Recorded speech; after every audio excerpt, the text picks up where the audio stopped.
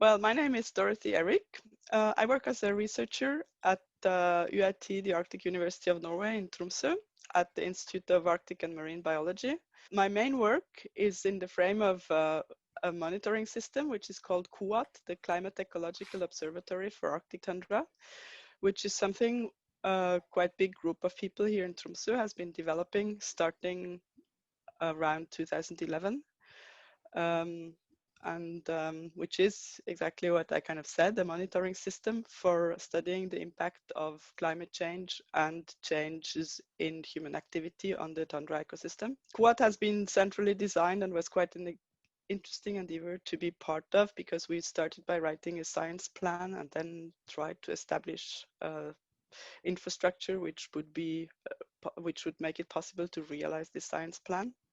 So this has been my main research activity during this period, but of course I have a lot of other projects as well. COAT is divided into what we call for food web modules. Within COAT, I've been mostly working with small rodents and predators and their interactions. So COAT, as I said, is structured according to food web modules, and we focus a lot on trophic interactions, which are a very central way how changes in the ecosystem are propagated from one species to another. We focus a lot on the vertebrate part of the tundra food web, because that's the part of the food web which is most relevant for people living in the Arctic, because it's both harvested species, the vegetation is very impacted by vertebrates, which forms the landscape, and it's the most people are often more concerned about conservation of vertebrates. So you can always discuss if that is good or not, but it's in a way a fact. So, and you cannot monitor everything. So you have to also focus a big program more maybe on the species which are actually important for local people. So Kuat is very oriented towards management, towards producing results which are useful for management of the ecosystem locally. Kuat has, what I didn't say, two research areas, which is Eastern Finnmark and Svalbard.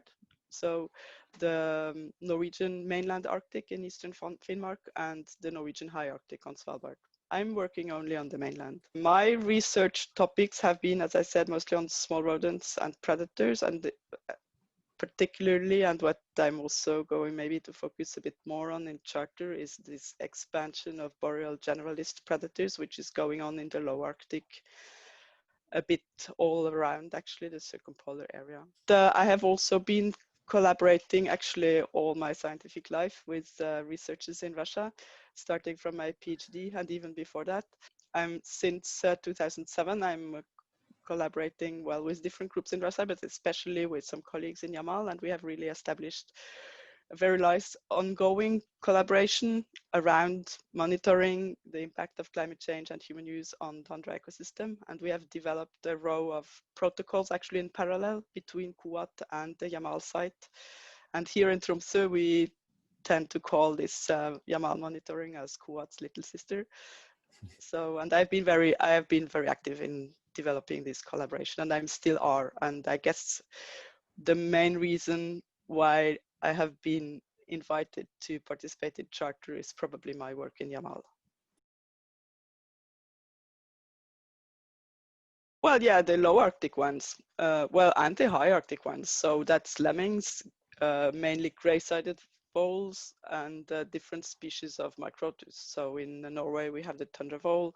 In Yamal, we have the narrow-headed vole and the Middendorf's vole, which are the dominating species. So, and the community composition of small rodents is very important for the interactions between predator and prey, and is also one of the pathways which, because the community composition of small rodents is sensitive to climate change, especially to winter climate change. So it's kind of one of the pathways which mediates all these changes.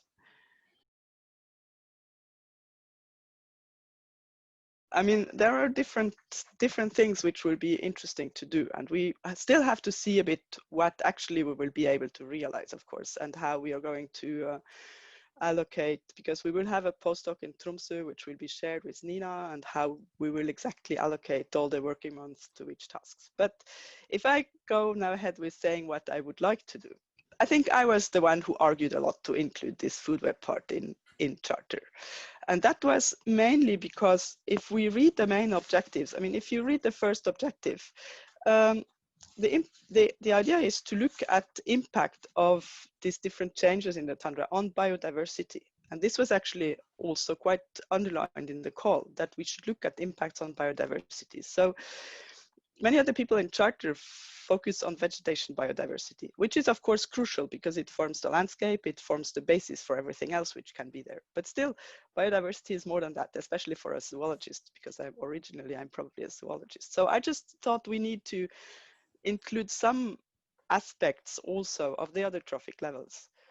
Also because if we think about, I mean, as I said earlier, the local people, the socio-ecological system is also around a whole row of animals actually, which are important for the people who live there, which they maybe hunt, which they graze. I mean, reindeer is a focal species in Charter, but reindeer are not alone on the tundra, so they do interact with some other species. So yeah, that's why I argued that if we want to be serious about biodiversity, we need to take a bit into account some other things too. And then in the same kind of argumentation as in Kuat, I suggested that, well, let's take some aspects of the vertebrate food web then, because that's the one which is closest to the interests of local people.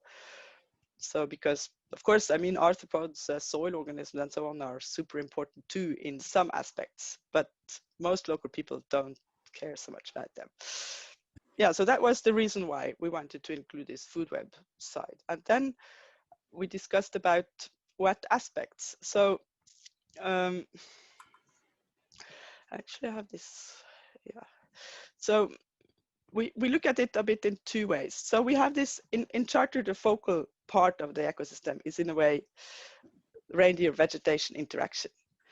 But this occurs in a context of a specific ecosystem, which is different in different parts of the circumpolar area. So one thing which is going to be done in this task 3, actually not by me, but by James Speed and his group in Tromso, in Trondheim, is to look a bit, I mean, they have done such mapping papers or synthesis papers about the functional diversity of herbivores in the circumpolar Arctic. And they're working on another one about the functional diversity of predators. So this, to see how, whether maybe some of this context would explain some of the differences in impacts of or interactions between reindeer and vegetation we observe. But that's not the part I'm going to work on most. But that's just the first one, which was on this slide, which I'm kind of looking over to. But so my real interests are, on the one hand, I mean, several syntheses have been done recently in a special edition of Ombio, which was edited by COF, you know, the Conservation of Arctic and Flora and Fauna organization. And this is a special edition about status and trends of biodiversity in the Arctic. And these papers have gathered a lot of data. And I mean, Charter is about synthesizing and using a lot of existing data. So what I think would be very interesting is to actually use the new, in a way, this detailed data about reindeer herding we will get, and the good data about things like snow, for example, to see, because I was leading in this COF special edition an article about status and trends in lemming populations or small rodent populations in the Arctic, where we go after this hypothesis. I mean, is it so that warmer winters, more unstable winter, more melt freeze events which form a hard slow layer at the basis of the snowpack, is it so that this is more detrimental to lemmings and pushes a change in the community towards vole dominated community and away from regular lemming peak years, which are so important for the Arctic specialist predators? So in principle, it would be very interesting in Charter to actually use these snow layers and see whether we can test this hypothesis. I'm also collaborating actually with some Canadian people around the same thing. But so that's one thing which, one question which I think we could get much further towards the end of Charter than we are now, because this hypothesis has been written many times, but they're actually not really good data neither to, I mean, the data to support them are often very indirect at present. And I mean, this change in small rodent community, like I said, it's actually very important to form the predator community, because several Arctic specialist predators like snowy owls or Arctic foxes are pretty dependent on these lemming peaks. And their abundance gets reduced when the community is not in this lemming state anymore. And then, yeah, that's one of the aspects of a change in predator community.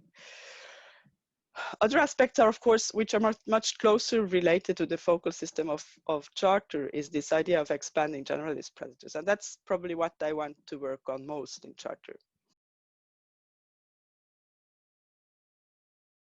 Generalist predators are red foxes and corvids, probably in the first place in the low Arctic. And why should we be concerned about these animals? I mean, you could say Arctic foxes, red foxes, okay, it's pretty much the same thing, just a different color. But in fact, their role in the ecosystem is quite different. And this really, this increase in generalist predators and the corvids are a concern as well. It increases a lot the predation pressure on many, for example, ground nesting birds, because these animals are bigger than the Arctic fox, of course, and they predate very actively on a lot of things. And in Norway now we have just submitted a paper with a colleague that shows that actually reducing red foxes by encouraging hunting helps or strengthens the population of ptarmigan. Ptarmigan is a very central, I don't know about in northern Finland, but in Norway, ptarmigan is like the super liked by the hunters species and a big concern. And I mean, ptarmigan has been decreasing over the last decade or more in Norway and is a concern. And it seems that the expansion of red fox into the tundra areas is actually probably one of the causes, together with maybe corvids, which increase a lot the predation of these species. But the same is the case for a whole row of waders, actually, which are among also species with conservation concern. One of the hypotheses is, well, red foxes can expand northwards because the climate gets warmer, but probably this is a very minor reason. It has been shown in several papers now that red foxes expand northwards when there is resources for them. And these resources usually appear because of some anthropogenic activity. And one of the things is that intensive domestic reindeer herding leads to a lot of additional resources for red foxes, at least in Fennoscandia. And it has been shown in a paper by some of my colleagues in 2014 that high reindeer densities led to higher abundance of generalist predators among the reindeer herding districts in Finnmark. Is of course a combination of bad winters, of reindeer mortality, and increased access to carcasses. And about this, we also wrote an article from Yamal, where we really had an absolute example of this, when we had the first red fox breeding in our study area a winter after such a dramatic, really very big die-off of domestic reindeer. So this fact, I mean, the reindeer herds in bad condition actually are hypothesized to be one of the reasons for advancement of red foxes. So the really interesting idea, and what I would like to do in Charter, is actually to compare the state of the predator community, like the relationship between the different predators in areas with domestic reindeer and in areas without. And this, I think, we'll have the possibility to do here. Also, and to relate them to the very good reindeer data, which are going to be collected in work package 3. And is it a similar hypothesis for corvids, why they are expanding? Because they're also a generalist predator exploiting every resources they can have. There's one additional kind of link which comes into this reindeer herding predator relationship, is the fact that there is this hypothesis called the mesopredator release, which goes to that intermediate size predators like red foxes, they are suppressed to a certain degree when there are top predators present, which are either wolverine, and some relationship in this direction has been demonstrated in Norway, more in the mountain areas, but it's even more so maybe for wolf, and of course, large predators and intensive reindeer herding, they don't go together so very well. No. So this is an additional link which maybe leaves the road open for red foxes in areas with intensive reindeer herding. This would be very interesting to test a bit more formally with data also from areas with wild reindeer herds.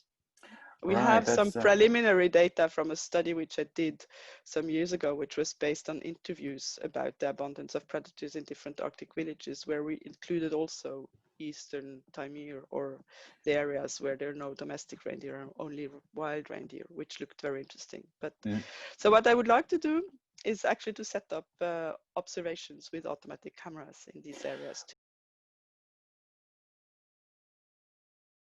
Well, I actually do quite a lot of field work. I mean, we all in Kuat have the one part of the sort of principles of Kuat is that everybody needs to do field work, because that's the way you understand the data well and so on. So it's not that we just send assistance. We actually all do a lot of field work ourselves. So I was 7 weeks in the field this summer.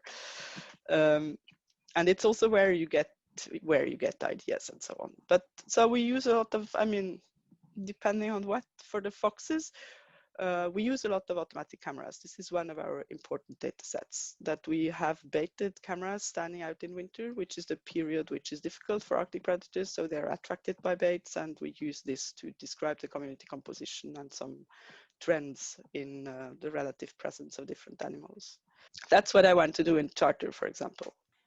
We also collaborate quite closely with the fox hunters and collect carcasses, which we analyze.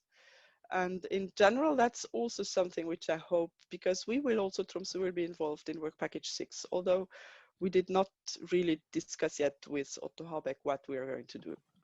But one thing which I would like to do is to include this general predator topic and this interaction between predator topics in some of the focus stakeholder discussions, because I mean, we know that this is important for the ecology of the low Arctic tundra, but I don't know actually how concerned people are about that, and how relevant it seems, I mean, this generalist predator thing, to the people living in these communities or in this, or using the tundra. So I do, of course, I mean, in Yamal we do talk, and we have started to do this. We discussed this with the reindeer herders, and but I think it would be interesting to do it in a bit more formal way. Also during these interviews, when we did this about the relative abundance, we discussed a bit, but then it's some people don't seem to care, but other people, for example, are concerned about the increase in corvids. right, so I just think it interesting. would be very interesting to include this aspect too, about actually, and how they understand it, whether if they see, for example, an increase of generalist predators, what people living in this system, what they would see as the causes, and whether they think it would be important to include that in some management ideas, or whether they think it's smart. This topic is received with a lot of interest locally, and this study has been part of a project which I was actually not part of, but the person being the first author on this paper was part of, which had a very explicit stakeholder involvement, where they tried out, I don't know if you heard about strategic foresight, where they involved the stakeholders in defining the hypotheses, which they then tested with the biological data about drivers of the ptarmigan population. And strategic foresight, that sounds like so something well, but that's just, I mean, I say I was not even in but just to say that this part, and I mean, this Arctic and red fox work I'm involved in Eastern Finnmark is also very has a tight stakeholder involvement. It's financed by the Norwegian Environmental Agency, so the management agency, and it's really about adaptive management. It's about testing management actions and evaluating their effect, and at the same time discussing with local stakeholders what options they see. And I mean, we have this, I said we collect carcasses from hunters, but we have this telephone list of hunters, and I mean, we do send them sometimes some questions about what they think about something. And we have an annual so-called reference meeting with the stakeholders where we present this year's results. And well, yes, and I think it's very important. And I also think this, yeah, in charters we will not have the possibility really to test management actions before we will design these policy documents. But I think we should be very aware of the importance to test this, and maybe because it's often not so easy actually. And I think we should be aware of this and at least use everything possible about in the literature, and maybe then in the policy say that, well, I mean, this, for example, sounds promising, but we don't know if it will actually result. So if we recommend it, we should recommend it. Yeah, do it with a control in order to afterwards really assess the effects. Well, up to now, actually, we are in a transition phase now, but well, usually we just trap them. We trap them both dead trapping and live trapping. In Yamal, we have to dead trap them because 2 of the main species cannot be identified morphologically. You have to look at their teeth under the microscope to distinguish the species. But what in Norway now, we have actually, or some of my colleagues have developed a new way to monitor small rodents, which is very nice, which is also based on cameras, where we put the cameras in boxes or in kind of tunnels. These stand out year round, and there is a camera in this box, and it takes a picture every time a foal or a lemming or actually a weasel or a stoat goes through the box. And so this gives a completely new type of data.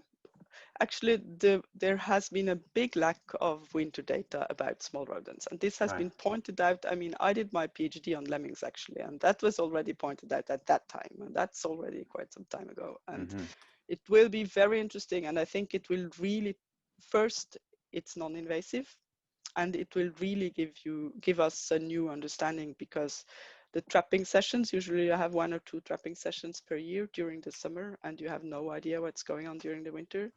And I mean, it's just 2 snapshots. So this, yeah, so this we are very much, I mean, it has been, we have been setting up these camera tunnels now a bit gradually, starting, I think, in 2015 or 16. It has been a learning process too. Yeah. Of course, we kind of know what habitat they like. Yeah, I mean, small rodents are, well, it's very easy. Well, they don't like to be on completely flat spots. Small rodents like to have a bit of a possibility to hiding. So they like areas with a substantial microrelief. And of course, they will not occur where there is no food for them. So it needs to be a minimum of eatable vegetation. Yeah. So, and then we stratify the design according to, well, the design is stratified according to different altitudes, because, you know, Finnmark is has quite some relief, and that, yeah, then you get the stratification also related to climate, and then it's stratified into different vegetation types.